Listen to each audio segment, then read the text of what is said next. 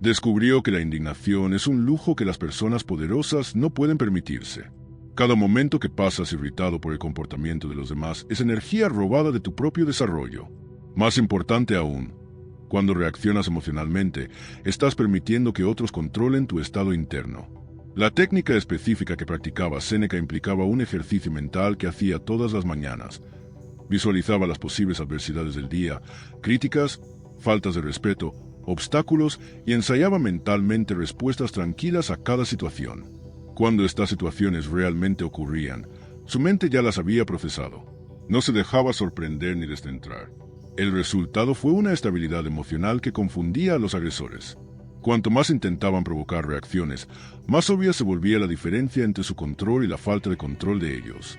Esta disparidad creó una jerarquía natural, donde Séneca asumió automáticamente la posición de autoridad. Pero desarrollar el control interno es solo la mitad de la ecuación. La otra mitad es comprender cómo funciona realmente el mundo, navegar por esa realidad sin ingenuidad.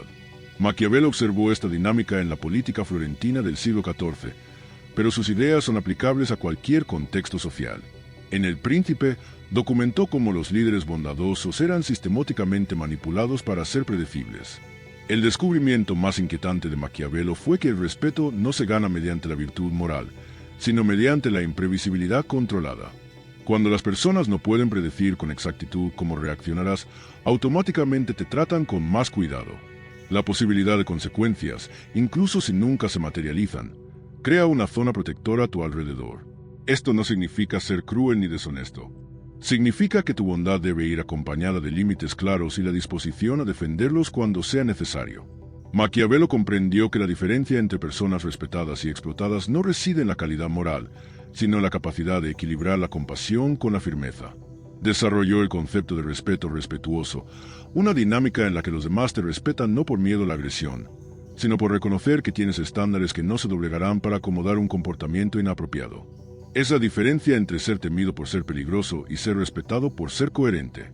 Cuando dominas esta calibración, ser cordial pero no sumiso, ser flexible pero no indefinido, creas una presencia que naturalmente desalienta las pruebas. Las personas intuitivamente sienten que intentar explotar tu amabilidad tendría costos, así que simplemente eligen no intentarlo. Pero esta postura estratégica, combinada con un sólido control emocional, aún necesita ser refinada a través de las gracias sociales que comunican autoridad sin agresión. Porque ciertas personas pueden dominar una sala sin parecer siquiera intentarlo, mientras que otras gesticulan, hablan en voz alta e interrumpen conversaciones para llamar la atención. Estas personas simplemente existen en el espacio de manera diferente. Cuando entran, las conversaciones no se detienen abruptamente, sino que el ritmo cambia sutilmente. Cuando hablan, no necesitan competir por la atención porque la reciben naturalmente. La diferencia no está en lo que hacen, sino en lo que no hacen. Las personas verdaderamente magnéticas dominan el arte de la economía de energía. No desperdician su presencia intentando demostrar su valía porque saben que el verdadero valor no necesita ser publicitado.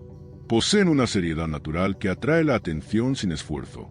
Baltasar Gracián identificó esta dinámica cuando sirvió como jesuita en la corte española del siglo XVII.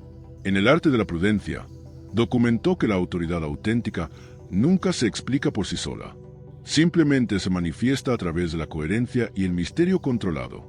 Gracián se dio cuenta de que las personas verdaderamente poderosas mantienen lo que llamó una distancia elegante. No intiman demasiado rápido, no revelan todas sus opiniones, no se dejan leer completamente. Conservan capas de profundidad que despiertan curiosidad y respeto.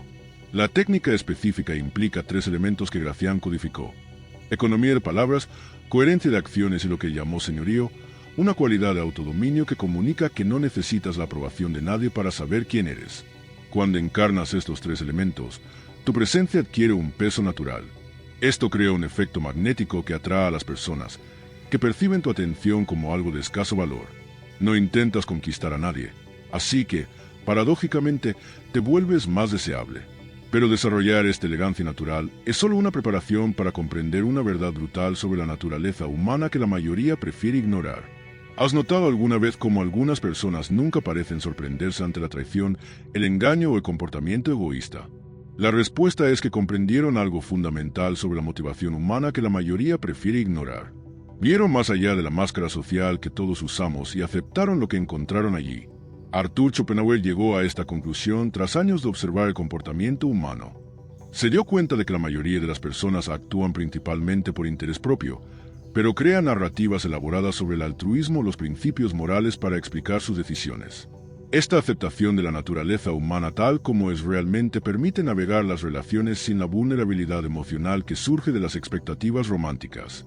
No te indignas cuando alguien actúa egoístamente porque eso es exactamente lo que esperabas. No te sientes traicionado cuando las prioridades cambian porque entiendes que los compromisos siempre son condicionales. Esta aceptación es simplemente una preparación para la liberación que proviene de dejar de buscar la validación externa. Pasas toda tu vida tratando de complacer a personas que nunca te amarán como necesitas. Vives en constante ansiedad por cómo eres percibido y juzgado. Esto no es vida, es una actuación perpetua.